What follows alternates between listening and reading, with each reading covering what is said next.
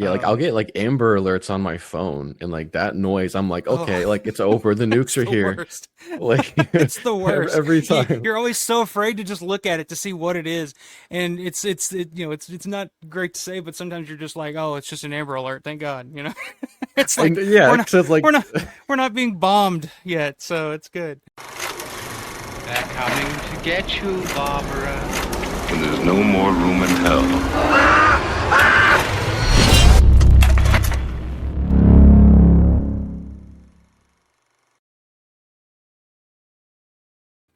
First and foremost, I got to point out the whole National Weather Service thing. That whole point that you bring up is so fucking true.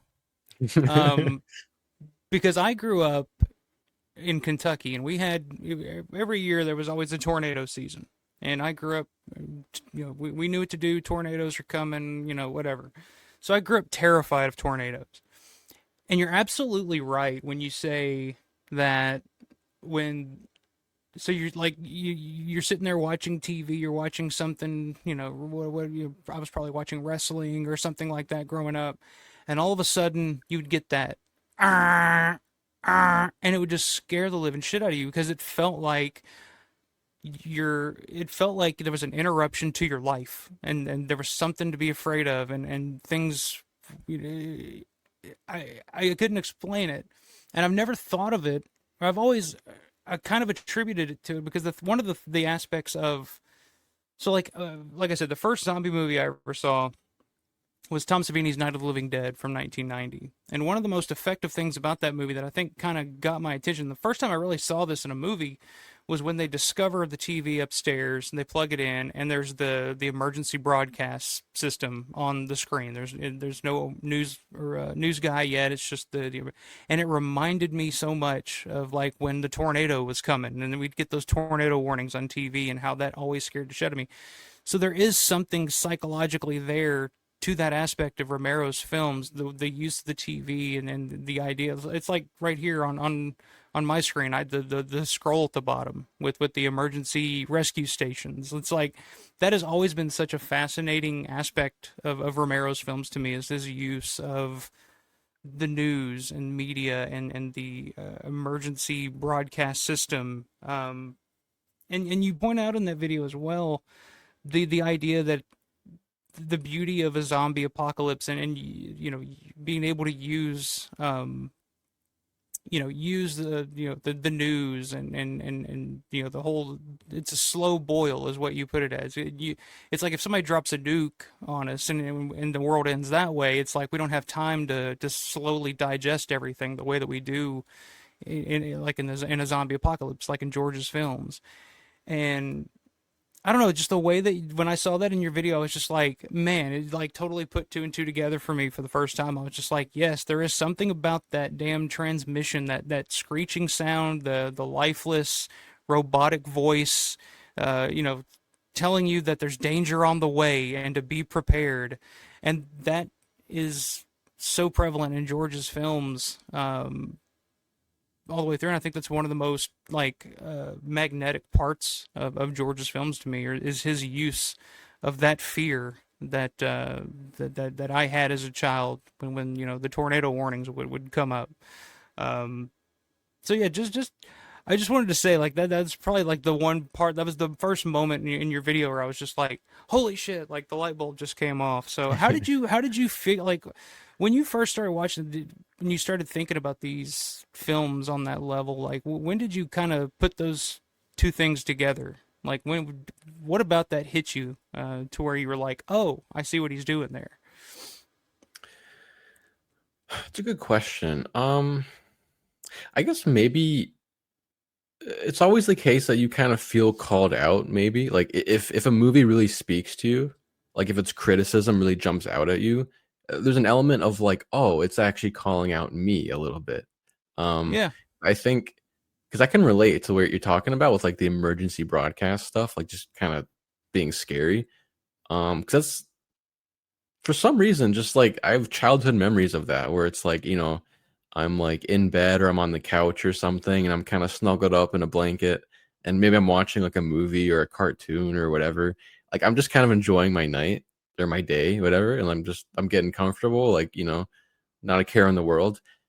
And like the TV is my friend in this moment, and it's like maybe unhealthily so. I'm kind of connected to the television, and it's like a bonding experience with the screen.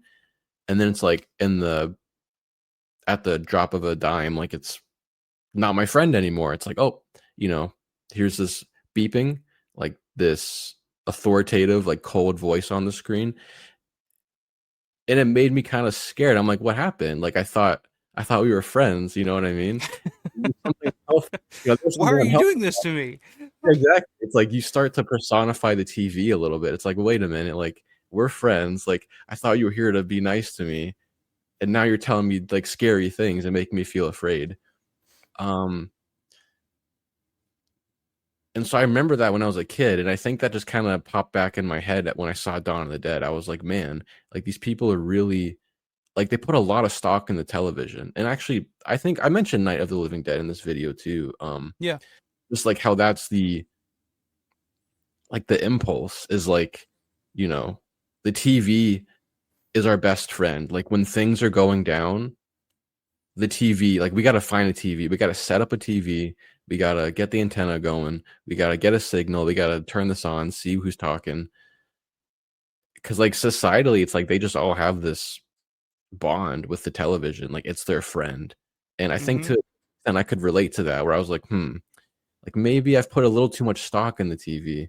Um, And that's kind of a prevailing thing throughout, especially night and dawn, which we kind of touched on a little bit earlier, but especially like in Night of the Living Dead, there's the quote when Tom and Judy are making the Molotov cocktails, and Tom says, "Well, that's what the TV says to do, like so that must be the right thing to do." It's like right. their trust is fully in on what the news guy is saying on the television, and what the plan, what they're telling you to do is what you need to be doing, whether it's viable for you to do or not. Um, and it and yeah, I mean, it really, and like I said, I think that's the thing that kind of separated Night of the Living Dead when it first came out from a lot of the other, monster horror films at the time, was it, and the TV played a big role in it. It took, and it's what George was going for. It took the horror out of, the mythical, the castles, and brought it right into your living room, literally right into your living room. And the characters in that don't know what's going on. They don't know what to do. So they all gather around the TV and are just like waiting. Like that's the whole thing throughout the whole movie. It's like, is it 3 o'clock yet? There's going to be another broadcast at 3 o'clock. It's just like that's what they fight over. What's one of the things that they're arguing over is the TV and the radio, because they're desperately seeking any kind of information or something to tell them what to do, as opposed to just figuring it out themselves, which they would have probably been better off doing anyway if they would just Yeah, work together, exactly. Yeah, it's like it's a Um, group of like very capable people who could probably figure out something pretty good. Like they could probably figure out a plan, to make it on their own. But like it's like a people have lost faith in themselves, and that faith is being put in the television instead. It's really interesting. It's like, well, wait, if we just like stopped putting our faith in the TV and like reclaimed it and like believed in ourselves to do something about this, like maybe we could actually survive. But it's like they do kind of end up dying because they're so sure that what they need to do is going to be dictated by what they say on the TV. Like right. that's if there is a course of action, like the TV is going to tell me. Like, and it's like they've kind of forfeited their own autonomy, like their own ability to plan. Yeah. And even going into Dawn of the Dead, it's like as soon as they get to the mall, what's the first thing when they get into the J.C. Penney's? I'll get a television and a radio. It's like that's their first instinct, is we got to get some information. Even though they just came from that world and they saw the chaos that the TV station had become, and they're still like, okay, well, we still need to be in touch with this. Um, yeah, I don't know. It's always been, and then then like we mentioned earlier, in Night of the Living Dead, the news broadcast is still very buttoned up, very formal, very official, and then as things deteriorate, the broadcast deteriorates to the point where they're just screaming and yelling at each other about dummies, dummies, dummies. They're just calling each other names and cussing at each other, and I don't know. It's I don't know. I think that's one of the most like under talked about aspects of the Romero's Dead films that I always thought was. I mean, as you can see, I mean, it's influenced the stuff on my channel. The intro videos all about the news broadcasts and the emergency broadcast system. Like that's always played a major role in those films for me. That brought on that the horror and the terror of the situation. Um, and I think, and like I said, I think it just goes back to when I was a kid and hearing those, the emergency broadcast system for, tornadoes or whatever. And I still get it now.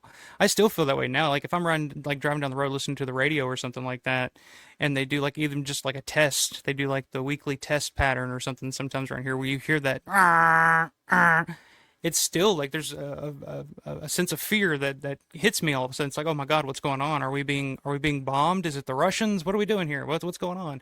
It always goes to that, even if I know that it's just a test. Even. Yeah, like I'll get like Amber Alerts on my phone, and like that noise, I'm like, Oh, okay, like it's over. The nukes it's are the here. worst. Like It's the worst. every time. You're always so afraid to just look at it to see what it is, and it's not great to say, but sometimes you're just like, oh, it's just an Amber Alert. Thank God. It's like Yeah, we're not except like we're not being bombed yet, so it's good. But I mean, that definitely played a role because George always talked about the thing that scared him growing up because he grew up, in the 50s and 60s in the middle of the Cold War.